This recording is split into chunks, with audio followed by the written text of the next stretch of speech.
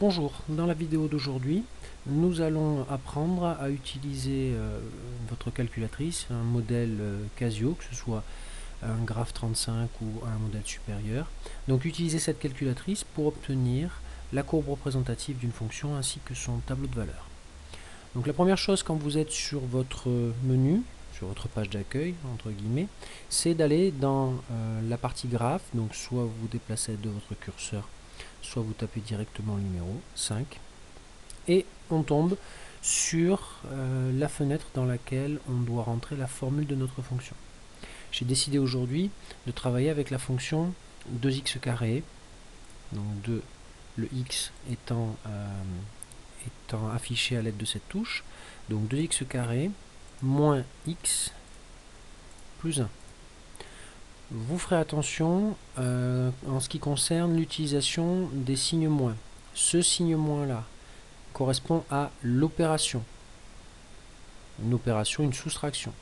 Cette touche, en revanche, est utilisée quand vous voulez afficher un nombre négatif. Par exemple, ici, si ma fonction avait été moins 2x carré moins x plus 1, ce n'est pas ce signe-là qu'il faut utiliser, c'est celui-là. Sinon, votre machine vous renverra un signal d'erreur. Bon, en ce qui nous concerne aujourd'hui, moi, j'ai décidé de travailler avec cette fonction-là, 2x carré moins x plus 1. On valide, et à partir du moment où on valide, on peut tout de suite obtenir la courbe représentative de la fonction, c'est draw en anglais, qui est commandée par la touche F6, puisque je pense que vous maîtrisez ce système-là, mais chez Casio, vous avez tout un tas de fonctions qui s'affichent en bas de votre écran, et ces fonctions sont commandées par les touches de F1 à F6, évidemment, comme draw est en dessous de F6, c'est là qu'il faudra appuyer pour obtenir la courbe que nous avons ici. Donc, on est content, on a notre courbe représentative, sauf que on s'aperçoit quand même que notre courbe occupe une place infime de notre écran, et un écran qui n'est pas non plus très grand, et on a toute cette partie-là qui n'est pas utilisée. Donc pour avoir quand même quelque chose de visuellement plus satisfaisant, on va régler la taille de notre fenêtre, on va essayer de zoomer ou de se déplacer en fonction des parties de la courbe qui nous intéressent. C'est Window, fenêtre en anglais, et comme c'est en jaune, c'est commandé par la touche Shift. Donc Shift F3, Window, et on s'aperçoit que de manière totalement arbitraire, enfin, c'est un réglage préétabli, notre calculatrice est telle que la valeur minimum de x est à moins 6,3 et la valeur maximum de x à 6,3 et moins 3,1 et plus 3,1 pour y, ce qu'on peut changer. Alors nous, ce que l'on va faire, c'est qu'on va se placer à, par exemple, moins 4, 4 pour x. Par contre, le y minimum, comme on s'est aperçu que la courbe ne descendait jamais en dessous des valeurs négatives désordonnées, on peut se placer à 0 et on va essayer de remonter un petit peu plus. On va voir, on va faire un réglage pour aller jusqu'à 10. Alors, un petit rappel par rapport à ces réglages. Je vous ai déjà dit en fait que les réglages de votre fenêtre dépendaient beaucoup de ce que vous vouliez obtenir, et c'est surtout quelque chose que vous allez faire en tâtonnant, c'est-à-dire que si ça se trouve, le réglage que nous venons d'effectuer n'est pas satisfaisant et on sera obligé de revenir sur ce réglage là. En sortant, on revient sur le tracé et on s'aperçoit qu'on a quand même quelque chose de beaucoup plus agréable, mais vous voyez, on a donc nos graduations, moins 1, moins 2, moins 3, moins 4. Je pense qu'on peut se limiter à un intervalle qui va de moins 3 à 3, avec les réglages que l'on a fait.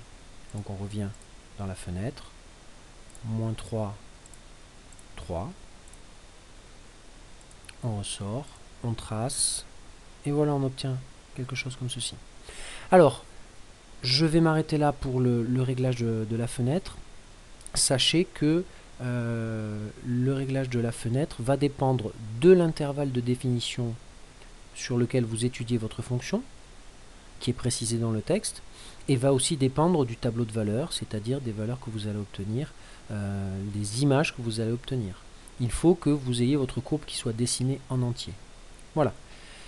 Maintenant, pour nous, une fois que nous avons la courbe représentative qui nous montre bien l'allure, qui va nous aider à la représenter sur le papier, ce qui va être très intéressant, un outil très pratique, c'est le tableur. En fait, le tableau qui va compiler l'ensemble des abscisses et des ordonnées des points de cette courbe.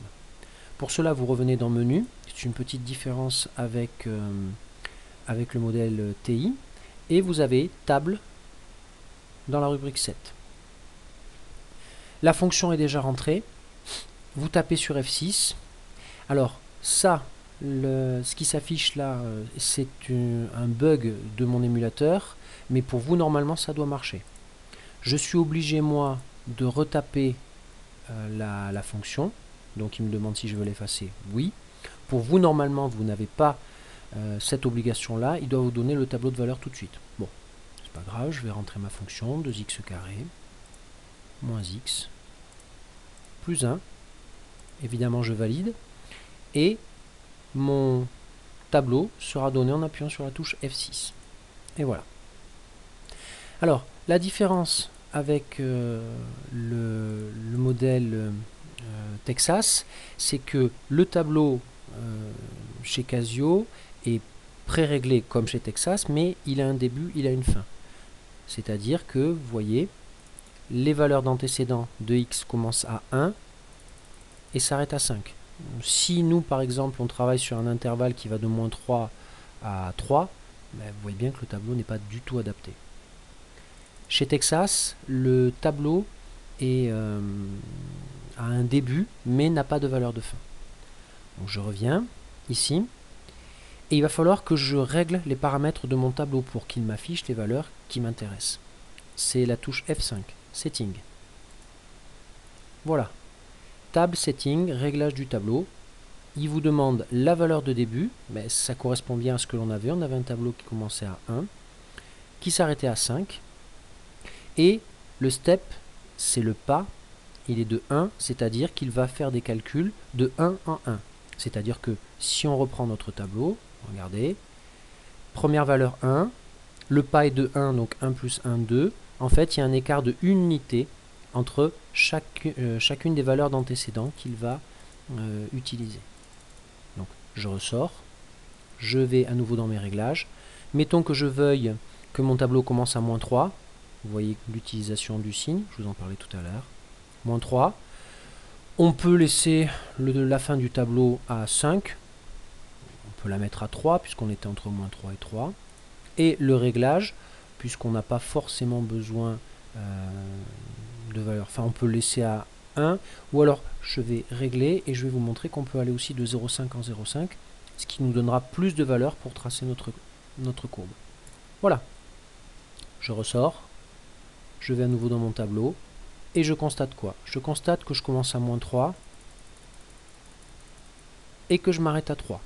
J'ai donc toutes les valeurs d'image correspondantes. L'image de x égale 3 de l'antécédent 3, c'est 16. Et autre chose que je remarque, c'est que comme j'ai demandé un pas de 0,5, il va faire varier, enfin il va prendre des valeurs d'antécédents de 0,5 en 0,5. Donc moins 3, moins 2,5, moins 2, moins 1,5. Voilà. Donc vous avez à la fois votre tableau de valeurs ici. Vous avez aussi votre courbe représentative. Alors il va peut-être me dire, voilà, c'est ce que je vous disais tout à l'heure. Donc il faut que je re-rentre ma fonction. Je vous la remontre. Donc 2x carré moins x plus 1, voilà. Avec bien évidemment le réglage de la fenêtre. Donc vous avez en fait tous les outils qui vont vous permettre de tracer correctement sur votre feuille la courbe représentative d'une fonction. Je me permets aussi de faire un petit rappel. Sachez que dans cette fiche qui concerne les fonctions de référence, vous pouvez retrouver toutes les caractéristiques des fonctions étudiées justement en observant la courbe représentative des fonctions. Je m'aperçois ici que cette courbe représentative, eh bien, elle correspond à une fonction qui est décroissante sur cette partie et croissante sur cette partie. Vous voyez, c'est une fonction on peut donner son sens de variation. On peut aussi voir qu'elle n'a aucune valeur interdite, donc elle est définie sur R. Donc, le dernier message que je voulais vous faire passer, c'est que en observant la courbe représentative d'une fonction et d'une fonction de référence qui plus est, vous êtes capable de retrouver toutes ces caractéristiques. Voilà. Mais écoutez, j'espère avoir été suffisamment clair dans cette vidéo. Si vous avez des questions, n'hésitez pas à me contacter pour me les poser, je me ferai un plaisir d'y répondre. Je vous remercie de votre attention, je vous dis à bientôt, bon courage.